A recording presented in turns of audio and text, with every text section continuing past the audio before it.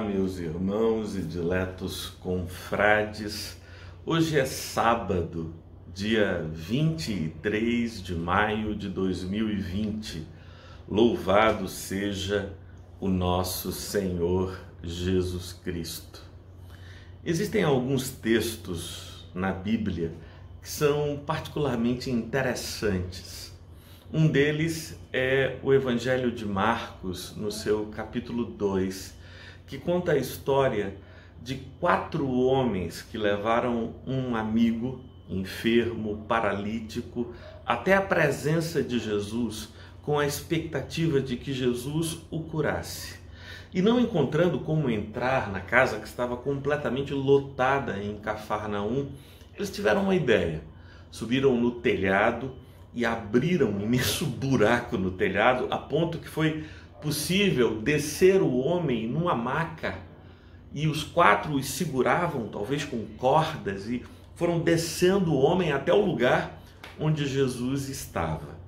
E o texto, de modo muito interessante, diz que Jesus, olhando para os 4 homens, viu a fé que havia neles e que os motivou a destelhar a casa e descer seu amigo. Quando o homem que estava paralítico chegou bem perto de Jesus, Jesus olhou para ele e lhe disse: "Tem bom ânimo, perdoados estão os teus pecados." Ao ouvir esta palavra, provavelmente o paralítico, seus 4 amigos, ficaram impressionados, dizendo: "Bem, ótimo, perdoar os pecados, ótimo, mas e a paralisia? Ouvimos falar que Jesus operava milagres, levantava enfermos. Bem, por que agora, vendo que ele é paralítico e vendo o esforço que estamos fazendo para levá-lo até a tua presença, tu vens a perdoar pecados?" Essa poderia ter sido, imagino eu, a perplexidade dos amigos e do próprio enfermo. Por outro lado, o texto nos diz que havia ali escribas que indagavam em seus corações: "Blasfemou! Quem é este para perdoar pecados? Um só pode perdoar pecados, que é Deus." Vamos parar aqui esse texto e pensar sobre o que significa o pecado e o que é perdoar pecados. Pecado é o ato pelo qual eu e você transgredimos o mandamento divino. É o ato pelo qual nós nos movemos contra nós mesmos ou contra o nosso semelhante. Porque os mandamentos divinos não são o resultado de um tempo ocioso de Deus, em que ele não tinha absolutamente nada para fazer e ficou pensando o que é que ele poderia proibir para chatear um pouco mais as nossas vidas. Nada disso. Os mandamentos divinos são regras estabelecidas por ele para que sejamos capazes de viver melhor e mais plenamente.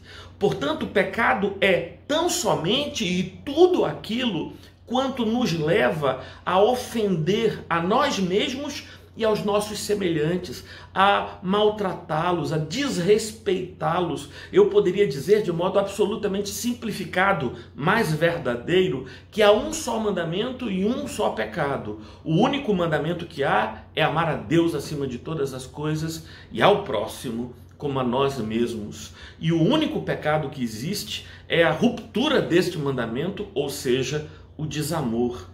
Mas ocorre que, quando cometemos pecados, nós somos acometidos pela consciência de culpa.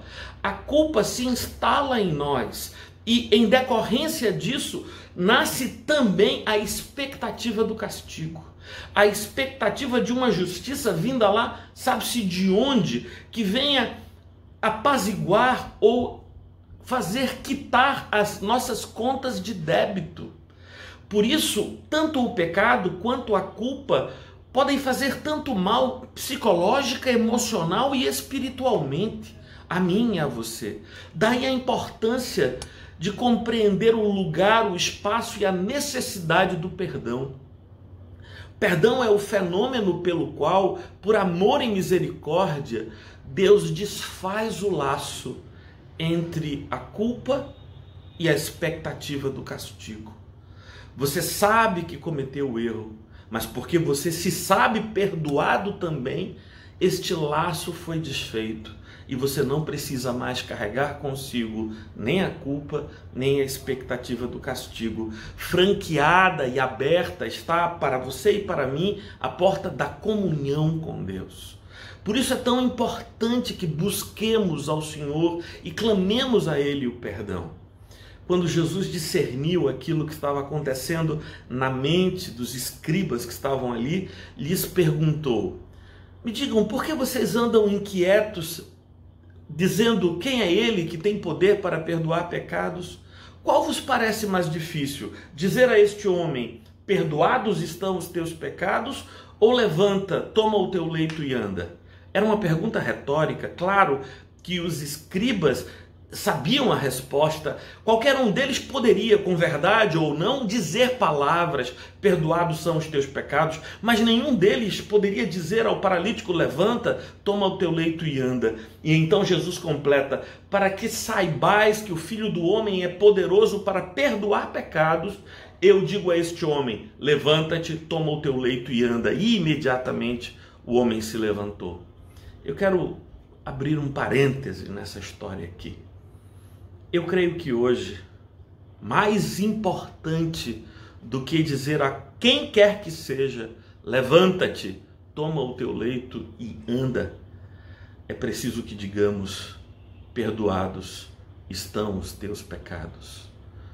Todo esse volume de culpa, todo esse remorso, esse sentimento que agora te pesa e te acomete, em nome de Cristo, que tem poder para perdoar pecados, eu quero te dizer, perdoados estão os teus pecados. Você pode respirar fundo, libertar-se do medo, sentir o peso caindo em teus ombros. Você pode apropriar-se de todo o alívio que decorre da consciência sincera que o amor de Deus e o sacrifício de Cristo Jesus na cruz do Calvário, eles são suficientes para perdoar os teus pecados. Tu queres te sentir perdoado?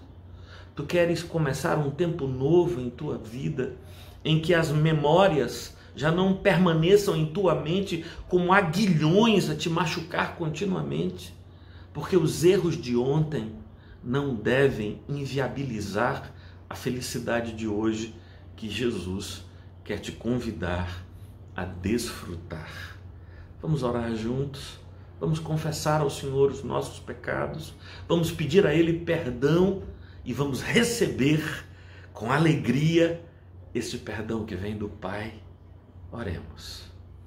Ó Senhor Deus, a nossa mente tem nos acusado de muitos erros, de muitas falhas, condutas que praticamos contra nós mesmos, condutas que praticamos contra os nossos semelhantes e tantos atos de desamor para contigo. Tudo isso te confessamos e te pedimos perdão, sabendo, Senhor, que Tu és Pai presente e amoroso. Nós queremos nos apropriar do Teu perdão e dar-nos a fé necessária para que creiamos que nada disso virá a ser cobrado em nossas vidas. Liberta-nos de qualquer expectativa de castigo, para que a nossa comunhão contigo seja perfeita e plena, em nome e para a glória do Teu Filho Jesus. Amém.